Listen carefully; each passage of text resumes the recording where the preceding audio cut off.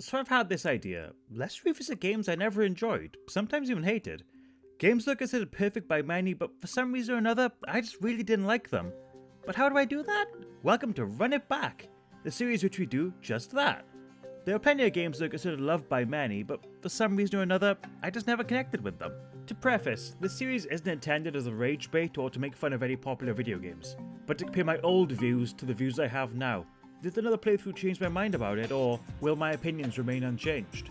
I'm mostly going to be revisiting popular games, ones that the community at large consider great, but have never stuck the landing with me. But where do we start? Well, surely there's no better place to start with one of the big ones. The indie darling, contributor to the games' art discussion, herald of the online store, Journey. Journey has always escaped me. Whenever I talk to people about it, they tell me how much of a great time they had and how much they loved it. Now, I had the total opposite experience. First playing on the PS3 as it was released via PS Plus, I found it overly boring and slow, artsy and honestly pretentious. I finished the game and went out to disagree with people on its quality, and to say openly that I thought it was pretty shit. So why am I revisiting Journey roughly 10 years later? Plainly, to see what I missed, or if I missed anything at all. I enjoy playing video games. I don't like not liking something. I want more things to play, and I don't really get off on the idea of slagging stuff off online. Was I too young to understand its brilliance, or is it actually just dull and people call it great because it's the first artsy game they ever played? Is it a timeless gem? Or did it just hit the market at the right time where games telling a narrative like this were not of the norm? Does it have an overinflated sense of importance, or is it actually really important? Well, let's find out.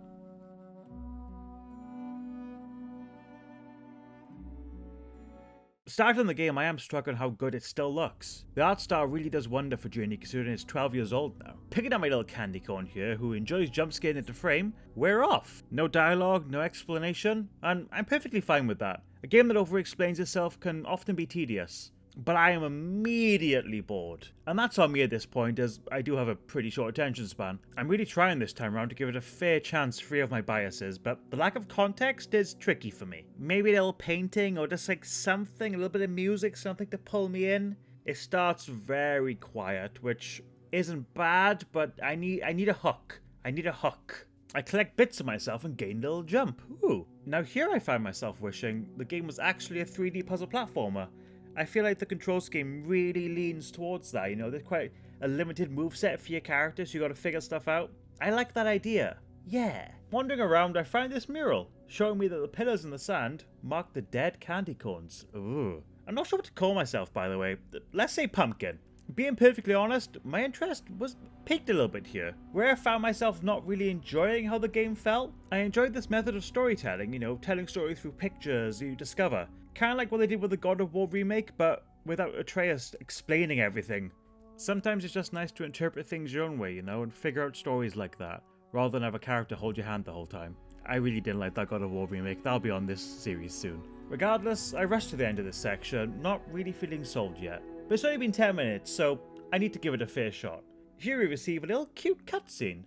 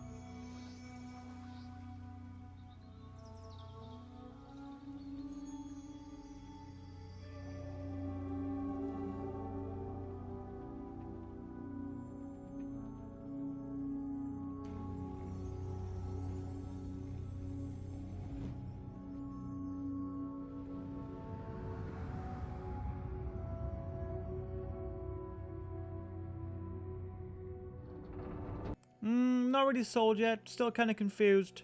Wait, who's that? Ah yes, the big bridge. Now I remember this one. Jump, jump. Hey, what's that? Oh, makes my jump a little bigger. Ooh, another one.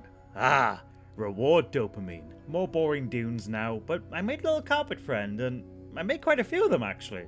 And in a strange way, they are really cute. I guess it's the way they move and make little noises. I'm really trying to talk about my views on this game in real time so you understand what's going through my head in each area, you know? Because you have to understand, I really didn't like this game. I slagged it off for years and I'm not loving it now. But there's something here, and I hope I can explain and expand on that more as we continue. After exploring some more ruins, finding another wall and a few more upgrades, we get to this really visually imposing area. Lots of angry wind, feeling of unease, almost danger in the air. And wait, what's this? Trapped friends? I will save you!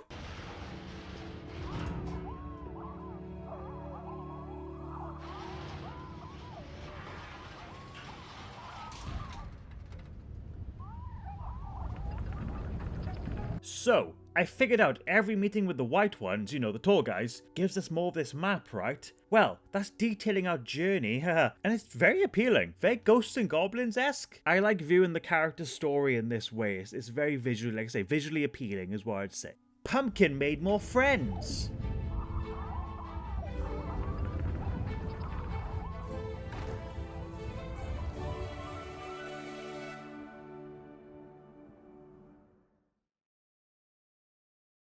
Something is here. I wish I could explain it better, but it's something. Oh, it's fun. I can't figure it out, but it's getting fun. Oh, and this whimsical music.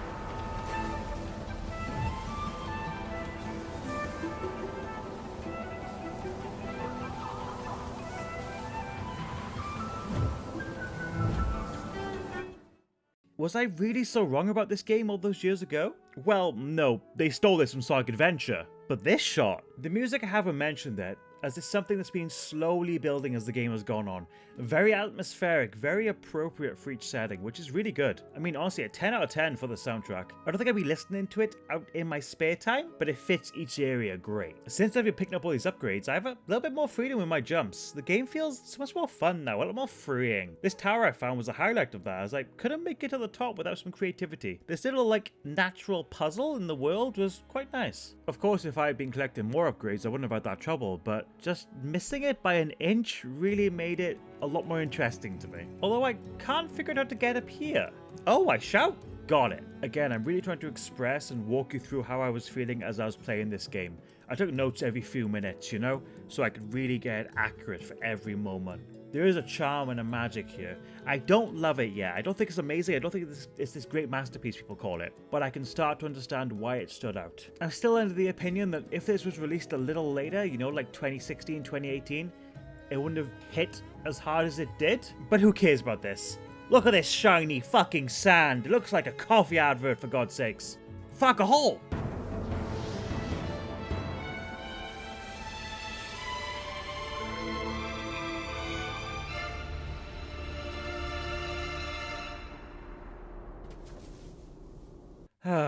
So I'm in a hole now, but I am committed to seeing this game through to the end. I was tempted to put it down in the first 20 minutes, but I am curious enough and I'm enjoying it enough to finish it.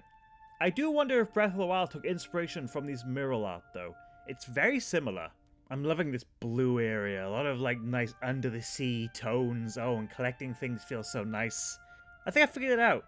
This game just, it feels nice. It's a nice feeling game. You know, as you play it, everything comes together and it starts to feel nice. What's that glow? A friend?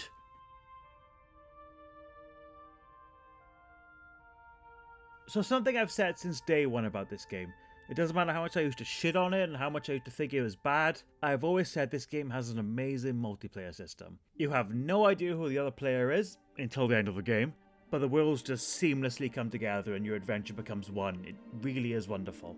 And somehow, you have to find a way to communicate because there is no voice chat in this game. How do we do it? Well, through jumps and bleeps. With my new friend's help, they showed me loads of secrets. It really changed the whole experience from one of lone discovery to a game about communication and connection. How effective we as humans can communicate with each other without the use of language is really interesting. For example, my new friend showed me this safe route around the giant rock lobster things. I do remember them being deadly. They might not be. The friend made sure I wasn't in any danger. I'm really glad I ran into another player actually. For the purpose of this replay, it's perfect. It really lets me experience everything the game has to offer. And I lost track of time during this portion of the game. I was having such a great adventure with this other player, showed me loads of secrets and skips. We chatted a lot, they showed me a great little skip where we flew over the death lobsters here, keeping each other aloft using our fully charged blips. True cooperation with no words, it's great stuff. Cue a very large room that looks like a Zelda wind temple. More of the same honestly, we were communicating clearly using only jumps and chirps. They showed me more secrets and it became a very cozy experience. Again, the biggest compliment I can give to this game is I stopped clock watching. I know it's a short game, but I got totally engrossed in the experience and it really was fun.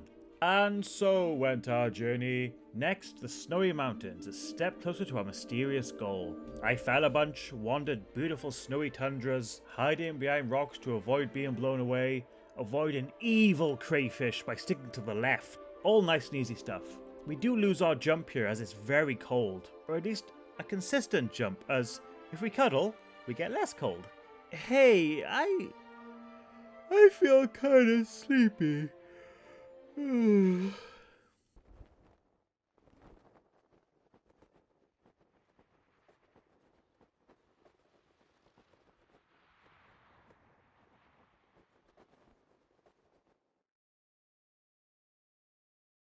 And with that, I assume, we're dead. Failed like many before us, as we see on our journey up here.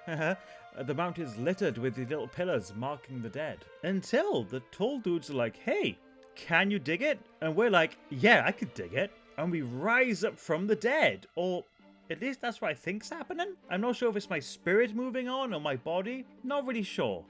Welcome to the crescendo. A beautiful sequence where we are no longer bound to the ground. Fairly quickly I lose track of my friend, which I do feel genuinely sad about.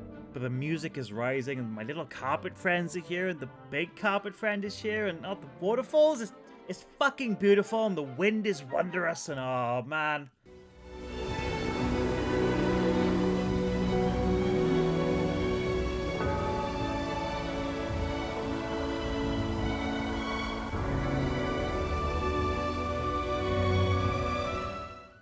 I think I get it. This is just a wonderful sequence. Watching the footage back while writing this is giving me goosebumps. What a triumphant way to end our little quest. Not with my friends, sadly, but maybe that's the point. My views and opinions have been evolving as I've written this script. The way I interpret this ending is totally different to the way I felt when I beat the game. It's been easier to view the game as a whole package rather than each individual section, and that's definitely helping me solidify my thoughts on the experience. And so the game ends when we reach our goal at the top of the mountain, walking into the light. We are shown a shot of the mountain from a grave where I assume Pumpkin died. Again, I'm not sure on this theory, up for discussion I'm sure. The credits roll as we follow a spark through each area of the game, back to where we started, to do it all over again, and if I'm being honest with you, I kinda want to.